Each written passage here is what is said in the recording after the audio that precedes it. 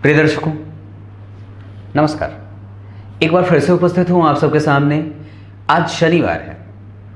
पिछली जन्म कुंडली के नौमांस और लग्न के साथ उपस्थित हुआ हूं। ये कार्यक्रम का दूसरा हिस्सा है। पिछले कार्यक्रम में यानी कि शुक्रवार के कार्यक्रम में मैंने लग्न कुंडली का विश्लेषण किया था। आज लग्न और नौमांस साथ ही साथ दशमांश को भी देखेंगे। आइए शुरू करते हैं आज का कार्यक्रम। देखते हैं कैसी बनती है इनकी कुंडली दोनों चार्टों में।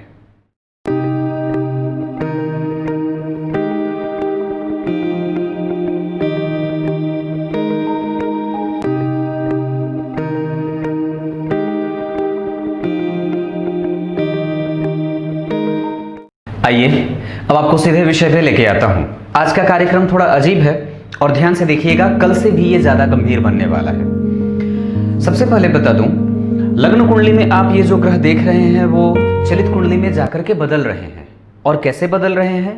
पीछे जा रहे हैं सारे के सारे ग्रह। जैसे बुध यहां लग्न कुंडली में दिख रहे हैं, पर चलित कुंडली में वो दशम स्थान में आ रहे हैं। यहां पे उनके आने का प्रभाव भी बताते चलूं। अगर चलित कुंडली में तो एकादशवें भाव के अधिपति वो लग्न कुंडली में बैठे थे।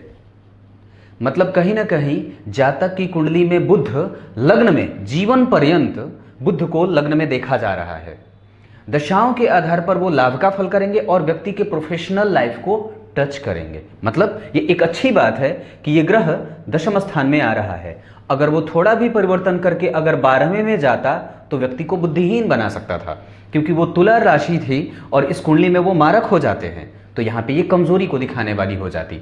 पर बुध दशम स्थान में महत्वपूर्ण फलों के दाता होते हैं और सूर्य पहले से ही यहाँ पे बैठे हुए हैं, जो कि वहाँ दिग्बली होते हैं। बुध को दशम स्थान में कारकत्व की प्राप्ति और बेहतरीन वहाँ पे परिणामों को करते देखा जाता है। ऐसी अवस्था में व्यक्ति को कंप्यूटर सेक्टर से जुड़ करके काम कर लेना चाहिए। साथ ही साथ अब ये बात और भी अच्छे तरीके से क्लियर कर देता हूं कि आपको हमेशा ही प्रयास या तो अपनी नौकरी की करनी चाहिए जहां आप खुद की फर्म चला रही हो, या फिर सरकारी नौकरी की।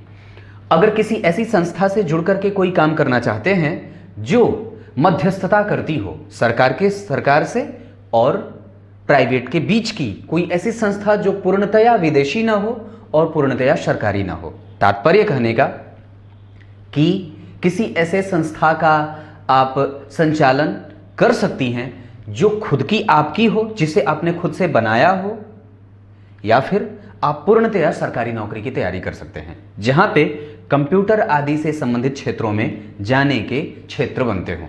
क्लियर है ये बात? ऐसा इसलिए क्योंकि सूर्य आपकी कुंडली में मूल त्रिकोणस्थ होकर के दशम स्थान में दिग्बली होकर के बैठे हैं, और ये इसके सहयोग में, क्योंकि मंगल जो कि लग्न के अधिपति होते हैं वो इस सूर्य से पंचम भाव में बैठे हैं। साथ ही साथ आपकी कुंडली में सूर्य दशम स्थान के अधिपति होकर के भाग्य भाव में जा रहे हैं। मतलब ये भी ग्रह चलित कुंडली में बदल रहा है। इसका एक सीधा सा परिणाम ये होगा कि व्यक्ति की कुंडली में नैतिकता का अभाव कभी भी नहीं देखा जाएगा। सूर्य धार्मिक तत्व का ग्रह होता है और व्यक्ति के आत्मविश्वास को बना करके रखने के लिए उसकी जिम्मेदारी होती है।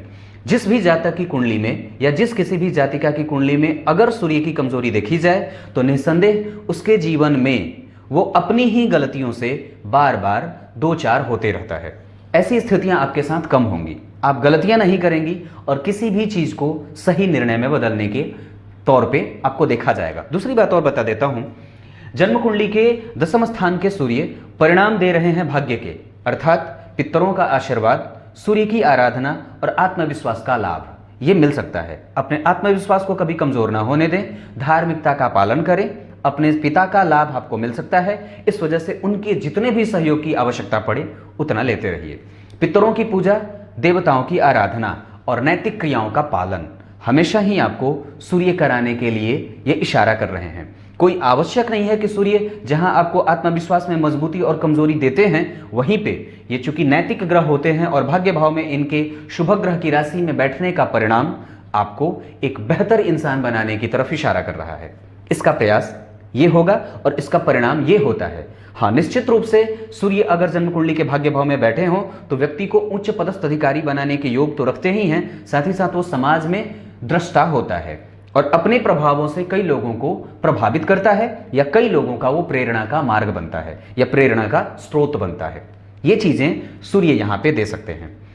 चलित कुंडली में शुक्र पीछे जा रहे हैं, पर लग्न कुंडली में वो यहीं बैठे हुए देखे जा रहे हैं। तात्पर्य इसका कि शुभ ग्रह की राशि में सप्तम भाव का अधिपति बैठा है, जहां पे इस कुंडली का मारक ग्रह या कमजोर या असामान्य ग्रह शनि बैठा हुआ है। और शनि और शुक्र इस कुंडली में बहुत महत्वपूर्ण नहीं होते हैं। तात्पर्य कि जन्म कुंडली के सप्तम भाव का अधिपति कभी भी अगर भाग्य भाव में बैठ रहा हो तो यह दाम्पत्य को अच्छा करेगा और ऐसी स्थितियों में पति को पराक्रमी बनाएगा, साथ ही साथ पति के साथ संबंधों को अच्छा रखेगा। पति के कुटुंब के घर वाले आपको सपोर्ट करने वाले होंगे। पति बड़ा परिवार वाला और बड़े परिवार का हो सकता है। यहां पे एक सामान्य सी बात बता दूं कि सप्तम भाव में शनि को देख करके लोग अक्सर परेशान हो जाते हैं। पर एक बात बताता हूं, ये छोटी और थोथी बात है और ये प्रायः प्रत्येक कुंडली में लोग आपको, जो सामान्यतः बहुत कम ज्योतिष का जानकार है, जो मूर्ख है ज्योतिष में, वो ये कहता है कि शनि बैठे हैं तो बड़ी उम्र का पति और बड़ी उम्र की पत्नी दिलवाता है। ऐसा बिल्कुल भी नहीं है। ये फलादेश किसी एक कुंडली पे किसी एक व्यक्ति के लिए हो सकता है, पर प्रत्येक व्यक्ति के लिए ये फलादेश सही नहीं हो सकता है। कारण बताता हूं। चलित कुंडली में, आपकी कुंडली में राहु पीछे से जा रहे हैं, मतलब अष्टम भाव से वो उठ करके सप्तम में जा रहे हैं। मैं एक बात आप सभी से हाथ जोड़ करके निवेदन करना चाहता हूं, अपनी वाणी को बंद करिए और फालतू के बकवास ना करें कि शनि बैठा है तो बड़ी उम्र का पत्नी। ये सभी कुंडलियों पे एक जैसा होता है क्या? बिल्कुल भी नहीं। वाणी का दोष लगता है। किसी भी कुंडली को बोलने से पहले 10 बार सोच लो फिर बोलो। ये गलत बात है, बिल्कुल भी नहीं बोलना चाहिए। मैं ज्योतिष जानता हूं, इसका मतलब यह नहीं है कि मैं कुछ भी बोल दूंगा। इसीलिए मैं किसी भी कमेंट का उत्तर कभी भी नहीं देता हूं जो सवाल मुझे कमेंट में पूछते हैं। यह गलत होता है। ज्यादा जानकारी है तो थोड़ा पढ़ लिया करो, ऐसे ना बोलो किसी को। और फिर यह गलत बात भी तो है, आप सिर्फ आपकी कुंडली में सप्तम भाव में शनि बैठे हैं तो वो बड़ी उम्र का पति ला देते हैं। ऐसी कई कुंडलियां मैं आपको दिखा सकता हूं जहां यह बिल्कुल भी सत्य नहीं है और बिल्कुल भी सिद्ध नहीं है। यह गलत है और बिल्कुल गलत है। ये छोचेपन की और सुपरफिशियल नॉलेज की ये पहचान होती है। पहले उतर लो, सागर को पार कर लो, तैर लो, देख लो, फिर उसके बारे में जानना और तब उसके वर्ग मीटर को नापना। ऐसा बिल्कुल भी नहीं है, ये गलत है। शनि यहां बैठे हैं, हां, ऐसी स्थिति में कि जब राहु इनके साथ जाएंगे, गारंटी है मेरी, मैं गारंटी देता हूं, व्यक्ति के ससुराल क्षेत्र को यहां पे जबरदस्त लाभ मिलने वाली है। हां, ससुराल से जबरदस्त सम्मान मिलती है और जबरदस्त उसका ससुराल होता है। ऐसा इसलिए क्योंकि इस भाव का नवा भाव होता है पराक्रम भाव, जहां पे सप्तम भाव के अधिपति की दृष्टि है। ये सब देखा था आपने कि दूसरों की बातें पे भरोसा, मतलब उसके बातों पे भरोसा करने का कोई अर्थ भी तो होना चाहिए। बिल्कुल भी नहीं। इन सब चीजों से बाहर आइए। सप्तमेश अगर पराक्रम भाव को देख रहा हो भाग्य में बैठ करके, तो यह अपनी अशुभता को नष्ट कर रहा है, अपनी अशुभता को नष्ट कर रहा है। और शनि यहां अति विशिष्ट कारक होकर के बैठे हैं, परिणाम इनका अच्छा रहेगा। यह बात याद रखिए, क्योंकि शुक्र पे शनि की दृष्टि है, जो जन्म कुंडली का सुखेश भी होता है, उसकी मूल त्रिकोण राशि यहां बन रही है। एक बात और कहता हूं, किसी भी कुंडली पे और किसी की बातों पे भरोसा ना करिए। आजकल के लोग जानते कम हैं पर दिखाते ज्यादा हैं और ये कहीं ना कहीं गलती है। बिल्कुल भी नहीं, बच के रहिए ऐसे लोगों से जो आपकी कुंडली का फलादेश यूं ही करने के लिए मांग लेते हैं और कुछ भी बोल देते हैं और फिर सामान्य से जो फल होते हैं वो सबकी कुंडलियों पे एक जैसे बता देते हैं। आपकी कुंडली में शनि राहु का प्रभाव है तो पति बड़ा मिलेगा, आपकी कुंडली में शनि राहु का प्रभाव है तो विवाह विलंब से होगा। अरे बेवकूफ आदमी, ऐसा नहीं होता है। ये बात मुझे नहीं कहनी चाहिए, पर मैं ये बहुत अच्छे से जानता हूं कि ऐसे लोगों की स्थितियां बहुत ज्यादा हैं जो ज्योतिष को देखते हैं और समझते हैं और फिर भी कुछ बोल देते हैं। नहीं करना चाहिए, ये गलत है। मैं कई बार करता हूं, एक ही बार बार बार रिपीट करने की आदत है मेरी, पर मैं ये बहुत अच्छे से जानता हूं ऐसे लोगों की समाज में स्थितियां बहुत ज्यादा बढ़ गई हैं, तो इनसे बच के रहें। आगे बढ़ता हूं। ये बात बहुत अच्छे से समझ लेना है कि गुरु और राहु यहां 6 अंश के अंतर पे हैं। इसका मतलब है कि इसका प्रभाव क्या होगा, पहले इसको अच्छे से समझिए। जन्म कुंडली में पंचम भाव के कारक और पंचम भाव के अधिपति, पर यहां पे उनकी गौण राशि बनी है। यहां पंचम का अधिपति अष्टम में जाए तो व्यक्ति को गूढ़, रहस्यमयी और ऐसी विद्याओं में उसकी अभिरुचि पैदा करता है जो सामान्यतया सामान्य व्यक्ति को समझ में नहीं आती हैं। आप कोडिंग की भाषा जानती हैं, मुझे बिल्कुल भी नहीं पता है। मेरे लिए वो क्या होगी, एक गूढ़ और रहस्यमयी जानकारी। गूढ़ और रहस्यमयी जानकारी का ही ये प्रभाव है और आपकी कुंडली में उस गुरु और चांडाल योग के लगने का ही प्रभाव है, कोई आवश्यक नहीं है। एक बात और बताता हूं कि गुरु और राहु एक साथ बैठे हैं तो वो हमेशा खराब ही परिणाम देंगे? बिल्कुल भी नहीं, ऐसा नहीं है, क्योंकि वो धन और सुख के अधिपति हुए हैं। धन का सुख अस्तम में गया है, व्यक्ति को पैतृक संपत्ति का लाभ देगा। आप 2001 की हैं और पता है आप ज्योतिष का चैनल देखती हैं, ऐसा क्यों? ये इसी का परिणाम है। तो ऐसे लोगों से बच के रहो जो ये कहते हैं कि यहां पे गुरु चांडाल योग लगा है, ऐसा बिल्कुल भी नहीं है। हां, उसका एक दुष्परिणाम जो मैं बताता हूं, उसका दुष्परिणाम यह हो सकता है कि व्यक्ति को पढ़ाई में मेहनत ज्यादा करनी पड़ती है और उसे गुप्त विद्याओं में उसकी रुचि होती है। वो जानना चाहता है किसी भी बात को तह तक जाकर के। ये इसका एक परिणाम है जो कि सकारात्मक कहा जाएगा, निगेटिव नहीं है। इसका परिणाम निगेटिव क्या होगा? व्यक्ति के विवाह में विलंब हो सकता है। ये एक सूत्र होता है, क्योंकि मंगल यहां पापग्रह होकर बैठे हैं, तो ये एक छोटा सा परिणाम हो सकता है। दूसरा, सप्तम भाव में शनि, ये सामान्य से फल करते हैं, ये ऐसा हो सकता है, पर ये कोई आवश्यक नहीं है, क्योंकि गुरु आपके पति के ढूंढने का कारक होता है। आपकी कुंडली में वो गुरु आर्द्रा नक्षत्र में बैठे हैं, राहु के नक्षत्र में, राहु के साथ, और उनकी डिग्री 16 अंश की है। ऐसी स्थिति में वो युवा होकर के बैठे हैं, तो तात्पर्य यह है कि गुरु में बल है, ऐसा नहीं है कि वो बलहीन है। गुरु में बल है और वो इस कुंडली के 2 महत्वपूर्ण चैप्टर के अधिपति होकर के ऐसे भाव में बैठे हैं कि वो यहां से मोक्ष के भाव को देख रहे हैं। तो इसका एक परिणाम यह होगा कि व्यक्ति अपने लोगों के बीच में हमेशा रहना चाहता है, किसी को छोड़ना नहीं चाहता है, सबके साथ स्नेह से रहना चाहता है, क्योंकि लग्न के अधिपति की दृष्टि भी तो है पंचम भाव के अधिपति पे। तो व्यक्ति को विद्या से युक्त बनाएगा, परम विदुषी बना देगा। विद्या अध्ययन में व्यक्ति रत रहना चाहता है, हमेशा अपने आप को इंगेज रखना चाहता है। ये गुरु का ही तो परिणाम है, ये चीजें बनती हैं। तो गुरु चांडाल योग ऐसा नहीं है, क्योंकि चलित कुंडली में अगर राहु उठ करके सप्तम भाव में आ रहे हों तो वो निसंदेह ससुराल का पक्ष मजबूत करते हैं। और जबरदस्त, मैंने कल के भी कार्यक्रम में ये बात कही थी और ये देख करके बताई थी बात कि व्यक्ति के ससुराल पक्ष को मजबूत और श्रेष्ठ होते देखा जा रहा है। ऐसा बिल्कुल भी नहीं है। देखिए होता क्या है, सामान्यतः सप्तम भाव के अधिपति अगर अष्टम में बैठे होते तो परिणाम कमजोर करते, पर लग्न कुंडली में वो लग्न कुंडली में वो भाग्य में बैठ रहे हैं, उनका प्रभाव कुछ चलित कुंडली में अष्टम का बन रहा है। मतलब ये ग्रह ऐसा नहीं है कि टोटल अष्टम का फल करेगा, वो भाग्य का भी फल करेगा, वो व्यक्ति को धार्मिक दृष्टिकोण का भी बनाने वाला है, ऐसा नहीं है। तो ये दोनों चीजें घटित होती हैं।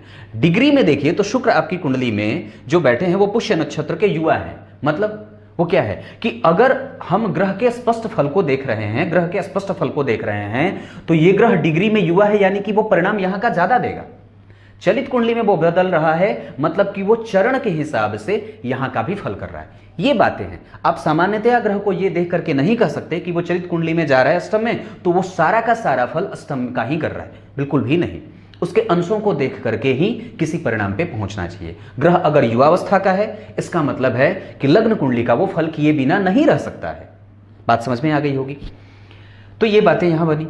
अब इसी चीज को मैं अगर यहां पे देखता हूं तो हाँ, यहां गौर करिए तो सप्तम भाव में सूर्य बैठे हैं कन्या के होकर के, जो उनके अगले ही भाव में नीच की राशि बन रही है।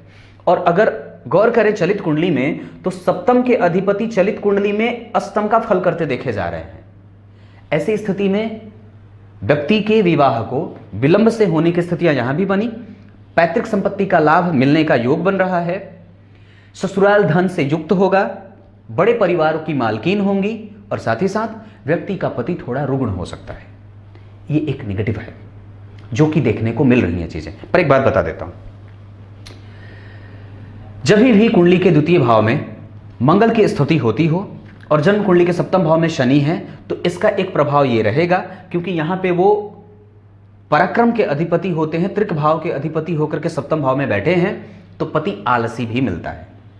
ये एक चीज होगी जो कि यहां पे, क्योंकि अब जरा गौर करिए तो यहां पे कौन सा ग्रह देख रहा है, यहां पे कोई भी शुभ ग्रह नहीं देख रहा है, किसी भी शुभ ग्रह की यहां पे कोई दृष्टि नहीं है। इस वजह से ये बात बनती है। साथ ही साथ आपकी कुंडली में मैंने ये बात कल भी कही थी कि और आज भी कह देता हूं कि कभी भी विवाह को विलंब में ले जाने का खतरा नहीं उठाना चाहिए। ये बात बनती है क्योंकि गुरु के पास बल है, पर वो राहु से डरते हैं। पर राहु यहां पे गुरु को सपोर्ट करने वाला है, ये बात भी बनती है, क्योंकि मिथुन का है वो भगवत भक्त बनाएगा व्यक्ति को, और व्यक्ति को ईश्वर की आराधना करने वाला भी बनाएगा। उसके पास इतनी शक्ति होगी कि वो गुरु को बल दे सके कि नहीं, तुम वर को ढूंढ लो। ये बात बनती, क्योंकि पंचम भाव है, पंचमेश है ना वो, इस वजह से ऐसी स्थितियां बन रही हैं। तो ये बात आपको बहुत अच्छे तरीके से क्लियर कर लेना चाहिए। ऐसे लोगों से बार बार बचिएगा शांभवी जी, ये बार बार बता देता हूं। और ऐसे लोगों पे मुझे तीव्र गुस्सा आता है, मुझे मतलब भड़क जाता हूं मैं। जब तक जानो नहीं, देखो नहीं, तब तक मत बोलो। ये बात है। यहां पे बुध नीच के हो रहे हैं और यहां वो उच्च के थे, ग्रह बदल गया। आपकी कुंडली में शुक्र वर्गोत्तम हो रहे हैं भाव से, यहां वो बैठे हैं, यहां भी वो यहीं बैठे हैं। ऐसी स्थितियों में व्यक्ति के धार्मिक होने की स्थितियां और पितरों का आशीर्वाद लेने की स्थितियों में मजबूती देखी जा रही है। आपको प्रत्येक दिन अपने पितरों के निमित्त दीपक दान करना चाहिए, दिया जलाना चाहिए। अब हो सके तो ये काम आपका बड़ा भाई भी कर सकता है, अगर वो नहीं है या अगर छोटा भाई है तो वो कर सकता है, या माता पिता भी कर सकते हैं। पितरों के निमित्त अपने जो भी पितर हैं, जो पूर्वज हैं, उनका नाम लेकर के दीपक जरूर जलाया करिए शाम के समय। ये बातें बनती हैं। बुध नीच का था, इस वजह से टाइम पे वो कई बार एक्टिव नहीं होता है। कहने का तात्पर्य कि बुध की दशा ऐसी स्थितियों में कि जब भी बुध की दशा आएगी तो आपकी वाणी छूट जाएगी। ऐसी स्थितियां बनती हैं जहां व्यक्ति को टाइम पे जो भी बातें बोलनी होती हैं वो भूल जाता है, या मौके पे उसका जो प्रभाव है वो नगण्य हो जाता है, मौके पे उसकी वाणी कमजोर सी सिद्ध हो जाती है। सूर्य का प्रभाव है वो उसको इकट्ठा करने का प्रयास करेगा, क्योंकि शुभ ग्रह की राशि को देख रहा है और जिस राशि में बैठा है उस राशि के अधिपति की उस पर दृष्टि है। इस वजह से एक टाइम के आने के बाद या कुछ देर के बाद या कुछ दिनों के बाद या एक वक्त बीतने के बाद, जैसे अभी आप 2001 की हैं तो हो सकता है कि अभी आप 19 साल की हो, 20 साल की हो, तो 2 से 3 साल 4 साल बाद ये स्थितियां आपके पक्ष में उसका परिणाम आपको देखने को मिल जाए। ये बात समझ में आ गई होगी। यहां पे अगर मैं बात करूं तो सरकारी नौकरी के प्रयास ज्यादा करने के आसार हैं, या फिर आप खुद का कोई अपना काम कर सकती हैं, या पार्टनर में अगर देखता हूं तो यहां पे शनि है, उसमें न्याय अगर हो तो निस्संदेह किसी ऐसे व्यक्ति से संपर्क कर लीजिएगा जो भद्र योग लगा करके बैठा हो, यानी कि कन्या राशि के लोगों से आपको सहायता मिल सकती है, धनु राशि के लोगों से आपकी सहायता मिल सकती है आपको। उसके बाद मीन लग्न के या मीन राशि के जातकों से आपकी सहायता हो सकती है, आप उससे मदद ले सकती हैं, या फिर कर्क लग्न के लोगों से आपको सहायता मिल सकती है। दूसरी बात और बता दूं, आपकी कुंडली में अगर कोई भी काम करना हो तो इन राशियों में कन्या, कर्क और मीन, इन राशियों या इन राशि के नाम के शहरों में जाकर के कोई भी काम कर सकते हैं, ये बात याद रहे। उसके बाद यहां पे बात बता दूं तो जन्म कुंडली में जो नौमांस का सुख भाव बन रहा है, गौर करिएगा, ये दाम्पत्य के लिए बता रहा हूं। नौमांस का जो सुख भाव है यहां का अधिपति केंद्र में नीच का हो रहा है और जन्म कुंडली के रोग भाव से दृष्ट है। ऐसी स्थितियों में भी ये बात बिल्कुल सिद्ध हो रही है जो मैंने बात वहां कही थी कि पति के रोग से युक्त होने की संभावना बन रही है, या पति का स्वास्थ्य थोड़ा विवाह के बाद कमजोर हो सकता है। इस वजह से जांच की आवश्यकता है। खास करके पति को कई बार हड्डियों से संबंधित और हृदय से संबंधित, रक्त से संबंधित खतरे बढ़ते हैं, ये बात बन रही है। नशों से संबंधित समस्याएं भी बन सकती हैं, ये बात क्लियर है। उसके बाद यहां पे अगर देखता हूं तो यहां के जस्ट आगे शनि बैठे हैं, केतु और पीछे मंगल। इस वजह से भी यह बात बनती है कि जन्म कुंडली में विवाह का जो सुख है वो विलंब से प्रभावित हो सकता है। इस वजह से इंतजार बहुत ज्यादा कैरियर के चक्कर में विवाह का ना करें। मैं ये प्रायः यही बात लोगों से कहता हूं कि कैरियर को बनाने के चक्कर में कई बार ये चीजें छूट जाती हैं जो कि टाइम के लिए खराब होती हैं। ये नहीं होना चाहिए। आपकी कुंडली में गुरु की दृष्टि है तो जितनी भी निगेटिविटी यहां पे रोगेश देने का प्रयास करेंगे सूर्य, उसको वो भरने का प्रयास करेंगे। पर हां, निस्संदेह यहां पे गुरु अष्टम में जा रहे थे और यहां 12 में जा रहे हैं, ये गुरु को कमजोर कर रहा है और पति को कमजोर कर रहा है। व्यक्ति के अंदर गुरुता का भाव कम है। गुरुता का भाव कहने का मतलब क्या है? व्यक्ति जानकारी से युक्त है पर उसका प्रभाव लोगों पे पड़ता नहीं है। जब भी वो कुछ बात बताता है किसी को तो लोग उसको सुनते नहीं हैं, या फिर 50 लोगों के बीच में जब भी उसकी स्थिति बनती है तो चेहरे से, हाव भाव से वो लोगों को पकड़ तो लेता है, अपने अंदर आकर्षण की शक्ति पैदा तो कर पाता है, पर कई बार वो चीजें कमजोर सी लगती हैं, या उसके अंदर वो चीज खुद ही इस बात का वो अनुभव कर बैठता है कि नहीं, लोग मुझे सुन नहीं रहे हैं, या फिर मुझे लोग नोटिस नहीं कर रहे हैं। कई बार चीजें होती हैं कि आप बेहतरीन हैं, बेहतर हैं, चीज़ों को अच्छे से जानते भी हैं, किसी दूसरे से भी बहुत अच्छे तरीके से उसको एक्सप्लेन कर सकते हैं, पर फिर भी आप नोटिस नहीं किए जाते हैं। या हो सकता है कि समाज के बड़े वर्ग को प्रभावित करने में आपको वक्त लगे, समाज का सकारात्मक जो बदलाव हो या आपके सकारात्मक जो निर्णय समाज का आपके प्रति हो। मतलब एक होता है जैसे कि ब्रांड बन जाना, एक समाज में एक ऐसे स्थिति में पहुंच जाना जहां लोग आपको जान जाए। तो हो सकता है उस समय 2 साल की जगह पे 4 साल लगे। हो सकता है कि आपके प्रभावों से समाज के लोग कुछ देर के बाद रूबरू हो, आपकी समाज में जो स्थिति है वो कुछ विलंब से बने। ये चीजें गुरु, अब खाली ऐसा थोड़ी है कि वो खाली पति को ही रेगुलेट करता है, बिल्कुल भी नहीं। वो कई चीजों पे अपना प्रभाव डालता है। पेट के अंदर समस्याओं को दे सकता है, बाजार का सामान खाने से मना कर सकता है, गुरुवत जीवन जीने को कह रहा है, बाजार और बाहरी वस्तुओं के पीछे न भागिए, तड़क भड़क से मुक्त होकर के रहिए। ये चीजें बनती हैं। और ऐसी स्थितियां जो अगर गहराई से समझेंगे तो ये सारी चीजें समझ में आ रही हैं। जिसको आप सामान्यतया किसी ऐसे व्यक्ति से अपनी कुंडली दिखाएं जो बिल्कुल भी कमजोर हो, वो सामान्य फल करके आपको भ्रमित कर सकता है। ऐसे लोगों से बचिएगा, ये बार बार कहता हूं। ये बातें बन रही हैं। पर 12वें भाव में बैठा है और 5वीं दृष्टि से यहां देख रहे हैं, और वो होते कहां के अधिपति हैं? वो जन्म कुंडली के 10वें भाव के अधिपति हैं। मतलब अगर पति दूर का मिल जाए या अपने जन्म स्थान से दूर का मिल जाए तो भी चलेगा। पति बलिष्ठ मतलब सुंदर होगा, देखने में ऐसा नहीं है गुरुवत होगा, पर हाँ रोगी हो सकता है, ये बात बनती है। 10वें स्थान का अधिपति होकर के जन्म कुंडली में 4th भाव को देख रहे हैं। ऐसी स्थितियों में व्यक्ति के करियर का सुख हमेशा मिलता रहेगा, और वो अगर चाहे तो अपने काम को कुछ थोड़े से दूर जाकर के अगर करना चाहे अपने जन्म स्थान से तो बड़ी लाभ की स्थिति है। घर पे रहने से कई चीजें गड़बड़ हो जाती हैं, तो थोड़ा दूर होकर के भी करना चाहिए कभी कभी। आपकी कुंडली में वैसे भी यहाँ चंद्रमा बैठा है, ये माता के साथ इतना प्रेम दे देता है कि घर छोड़ने की इच्छा ही नहीं होती है, और कई बार व्यक्ति को यहीं सिमटा करके रख देता है। पर लग्न पे शनि का प्रभाव है, केंद्र में सूर्य आ रहे हैं 10वें स्थान में, लग्न पापक का बन रहा है, मंगल की राशि बन रही है, और गुरु और राहु एक साथ बैठे हैं। राहु का प्रभाव 12वें है, गुरु का प्रभाव 12वें है, और साथ ही साथ ये जो स्थितियां दिखा रही हैं कि यहाँ भी सूर्य का प्रभाव है, बुध नीच के हो रहे हैं, यहाँ का अधिपति विदेश भाव में बैठा है, बुध लग्न में बैठे हैं, और गुरु 10वें स्थान के अधिपति होकर के 12वें जा रहे हैं। ये सारी स्थितियां कुंडली में कहीं ना कहीं थोड़े दूर जाने की संभावनाओं को दिखा रही हैं और लाभ की स्थितियों को दिखा रही हैं। अब जरा आपकी कुंडली में डिटेल चार्ट को बता देता हूं। तो लग्न दशमांश कुंडली का 1 नंबर का बनता है, और यहां के अधिपति होकर के मंगल उच्च के बैठे हैं। यही स्थिति है जहां मैंने कल भी यह बात करी थी कि व्यक्ति को अपना काम या सरकारी नौकरी जरूर कर लेना चाहिए, क्योंकि सूर्य भी वहीं बैठे हैं। तो ये बहुत अच्छी बात है। एक बात और बताता हूं, आप अगर अपना काम भी करेंगे तो भी उतनी ही पहचान आपको मिलेगी जितनी सरकारी नौकरी में। तो दोनों ही चीजें आपके अनुकूल ही दिख रही हैं। सूर्य आपकी कुंडली में दशमांश में भी यहीं बैठा है और लग्न में भी यहीं बैठा है, नवमांश कुंडली में लग्न को देख रहा है।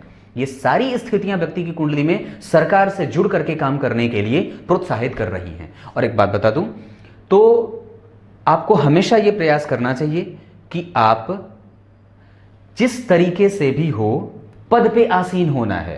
पैसे के चक्कर में पड़ने के लिए नहीं पड़ना है। पैसे कम भी मिले पर पद अगर मिल जाए तो ये काम आपको कर लेना चाहिए, क्योंकि सूर्य और चंद्रमा की स्थिति यही कहती है। ये स्थितियां व्यक्ति को पद से विभूषित बनाती हैं और व्यक्ति को पूर्णिमा के चांद की तरह रखने वाली होती हैं। ये बात क्लियर है। यहां पे बात समझ में आ रही थी दशमांश के कुंडली में। अब जरा गौर करिए, तो 1 नंबर की कुंडली बनी थी, शनि यहां बैठे हैं शुक्र के साथ, शुभ ग्रह की राशि बनेगी। तो चंद्रमा की राशि में शनि बैठे और 10वें स्थान को देख रहे हैं। ऐसी स्थिति में व्यक्ति का प्रोफेशनल लाइफ बड़ा बेहतर होने वाला है, क्योंकि शनि अपनी राशि को देखेंगे, सूर्य भी देख रहे हैं, 5वें भाव के अधिपति होकर के योग कारक स्थितियां बना रहे हैं। तो दशमांश कुंडली आपकी कुंडली में लग्न का अधिपति उच्च, 2 भाव का अधिपति शुक्र सुख भाव में, 3 भाव के अधिपति बुध आपकी कुंडली में 5वें भाव में। ये बेहतरीन है, परिणाम मिल सकता है, क्योंकि 5 नंबर की राशि यहां बन रही है दशमांश कुंडली में और वो लग्न में जा रहे हैं, दशम में जा रहे हैं। ये बहुत अच्छी स्थिति है, क्योंकि पंचमेश और लग्नेश एक साथ बैठ रहे हैं 10वें स्थान में। अगर उनको कहीं और बैठना होता तो ये कुंडली कमजोर हो जाती। अगर वही अष्टम में बैठ जाते, 12वें में बैठ जाते, 3 में बैठ जाते, 2 में भी बैठ जाते तो कमजोर हो जाती। पर वो आपकी कुंडली के कैरियर भाव को टच कर रहे हैं, वहां पे उनकी स्थितियां दोनों ही ग्रहों की मजबूत होती हैं। ऐसी स्थिति में ये परिणाम सरकारी क्षेत्र वाला ठीक जा रहा है। पिता का लाभ, पिता का भी काम आप कर सकती हैं। जिस फर्म में पिता काम करते हो उसके आधार पर अगर कोई भी काम बनता हो बिल्कुल कर सकती हैं। पिता से जुड़ करके, पिता के सहयोग से पिता वाला काम उठा सकती हैं। मतलब ये सारी चीजें बन रही हैं। चंद्रमा और राहु जन्म कुंडली के दशमांश चार्ट में यहां एक साथ बैठे हैं। इस वजह से कंफ्यूजन हो सकता है कभी कभी, और शीत जनित बीमारियां हो सकती हैं। काम में जब भी बढ़ेंगे तो ये स्थितियां दिखती हैं, पर वो सामान्य है, बहुत ज्यादा उससे परेशान होने की आवश्यकता नहीं है। आपके जीवन में भाग्य का सपोर्ट कितना है, तो D4 चार्ट में 5 नंबर की राशि बनती है। यहां पे अगर मैं इसको चतुर्थांश कह दूं तो यहां 5 नंबर लिखा है, जिसके अधिपति होते हैं सूर्य। वो जाकर के जन्म कुंडली के 7वें भाव में ही बैठे हैं और लग्न को देख रहे हैं, यानी कि ये चीजें ठीक है। भाग्य भाव का अधिपति मंगल पंचम भाव में बैठ रहा है। D4 चार्ट में यहां 1 नंबर लिखा है और यहां के अधिपति होकर के मंगल पंचम में बैठे हैं। ये स्थितियां भी ठीक है, जहां पे गुरु, मंगल और बुध तीन शुभ ग्रह D4 चार्ट में पंचम भाव में बैठे हैं। ऐसी स्थितियों में व्यक्ति का पूर्व जन्म भी बेहद शांत, शुद्ध और श्रेष्ठ बीता था। व्यक्ति कार्मिक है, मेहनत कर दे तो उसके मेहनत को परिणाम में बदलने की स्थितियां शुक्र के पास हैं। व्यक्ति कोई ऐसा काम कर सकता है जहां से उसे प्रत्येक दिन कुछ ना कुछ आय होता रहे, और यह तब संभव है जब व्यक्ति अपना खुद का काम करे। आप खुद को इस काबिल आराम से बना सकती हैं जहां आप 10 से 12 लोगों को अपने अंडर में रख करके उन्हें नौकरी दे सकती हैं। आपके पैसे पे 10 लोगों का परिवार चल सकता है। यह स्थिति ये कुंडली को दिखाने के बाद बनती है। अब आपकी कुंडली में दशाओं पे बात कर लूं थोड़ी सी, तो अभी आपकी कुंडली में शनि में केतु की दशा आने वाली है 2021 के अप्रैल से, जो चलेगी 2022 के 6ठे महीने तक। गौर करिएगा, यह दशा थोड़ी कमजोर जा सकती है, और ऐसा इसलिए उसमें थोड़ी सकारात्मकता भी देखने को मिलेगी क्योंकि मंगल के साथ बैठे हैं, तो धन से संबंधित समस्या नहीं है और पिता के क्षेत्र से कभी कोई समस्या नहीं है। तो आपको खुद को ही संभालना है। पिता आपके साथ हैं, पैतृक संपत्ति आपके साथ है, पिता का लाभ आपके साथ है, पिता का सहयोग आपके साथ ही है। उसको लेकर के आपको कभी भी हेडेक नहीं लेना है, बस खुद को इत्मीनान रखना है और खुद का काम अच्छे तरीके से करते रहना है। जो काम आप अभी कर रही हैं उसमें आपका फोकस होना चाहिए। जितनी जल्दी हो सके स्टेप लेने से आपको लाभ होगा। पर 2022 के 6ठे महीने के बाद कोई नया काम अगर शुरू करना चाहते हैं तो आप ये कर सकती हैं। तब तक आप अभी जो काम कर रहे हैं उसको रेगुलराइज करिए। उसमें किसी भी तरीके का मिसकंसेप्शन नहीं होना चाहिए दिमाग में, और न ही किसी तरीके का कंफ्यूजन होना चाहिए। ये बात बनती है। दाम्पत्य का सुख है, उसमें परेशान नहीं होना है। विवाह कैरियर के कारण बहुत ज्यादा विलंब में मत करिएगा, ये बात बता देता हूं। द्वितीय भाव का मंगल है, चंद्रमा के साथ उसकी स्थिति तृतीय एकादशमी की बन रही है, तो इस वजह से वो लाभ देगा और श्रेष्ठ है। वो ठीक है, कमजोर नहीं है। लग्न के अधिपति का धन में जाना कभी भी कमजोर नहीं होता। पर यह बात मैंने जो गुस्से में बोली है उसको हमेशा याद रखिएगा, बचिएगा। शनि की दशा आपकी कुंडली के लिए अभी बीत रही है और यह चलेगी 2034 तक। ये आपको प्रैक्टिकल बना देगी और जबरदस्त एक ऐसा इंसान बना देगी जो सर्व प्रमुखता से हमेशा ही प्रत्येक चीजों को अच्छे तरीके से देख ले, समझ ले, जांच के, परख के और प्रैक्टिकल इंसान बनाएगा। यह शनि की दशा व्यक्ति के जीवन काल में अभूतपूर्व परिवर्तन करती है, जिसका हम सबको स्वागत करना चाहिए। यह काल मेहनत का काल है, क्योंकि पराक्रमेश और सुखेश एक्टिव हैं। इनके काल में किया गया फल ही सुख को देने वाला है। ग्रह को इशारे से समझिए, पराक्रम और सुख का अधिपति होकर के चंद्रमा जैसे शुभ ग्रह को अपने घर में जगह दे रखा है और जन्म कुंडली के सुख को देख रहा है। ऐसी स्थितियों में कभी भी ग्रह हमेशा खराब नहीं होता है। ये बात अच्छी है, क्योंकि प्रत्येक कुंडली बदल जाती है और प्रत्येक कुंडली के फलादेश करने का तरीका बदल जाता है। प्रत्येक कुंडली हमेशा एक जैसे परिणाम नहीं दे सकती है और प्रत्येक कुंडली के सूत्र दूसरी कुंडली पे लागू नहीं हो सकते हैं। ये बात हमेशा याद रखने वाली। कुछ इसी तरीके से कार्यक्रम का समापन करें। मुझे लगता है मैंने ज़्यादा बोल दिया है, तब तक के लिए इजाज़त है। पर क्या करूं, मैं भी थोड़ा धनु लग्न का हूं तो गुस्सा हो जाता हूं और कई बार चीज़ें बहुत अटपटी लगती हैं। जब नहीं जानते हो तो मत बोलो और बिल्कुल भी मत बोलो, ये बात हमेशा याद रखिएगा। कुछ इसी तरीके से आज के कार्यक्रम का समापन करते हैं। तब तक के लिए इजाज़त दीजिए। कल एक बार फिर से उपस्थित होंगे रविवार के कार्यक्रम को लेकर के, जहां आप लोग अपनी कुंडली के कमेंट में अपनी कुंडली जरूर दीजिएगा। तब तक के लिए बहुत बहुत नमस्कार।